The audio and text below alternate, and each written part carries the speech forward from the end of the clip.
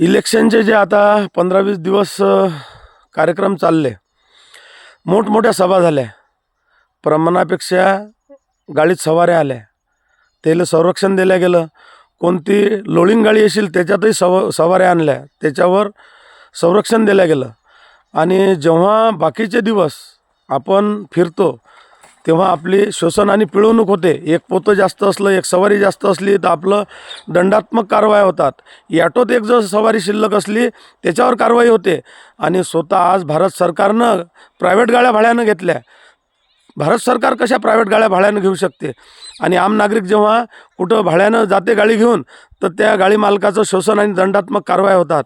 कुठंही अधिकारी मिळाला, प्राप्त झाला, तुमच्या समोर आला, तर त्याला हा प्रश्न सभ्यतेने विचारा की इलेक्शनच्या 20-25 दिवस हा काय प्रकार चालते, कसा चालते, हे आम्हाला समजावून सांगा. आणि आवाज उचलणं शिका. शोषण थांबलं पाहिजे, समजून घ्या, हे विनंती करतो. धन्यवाद.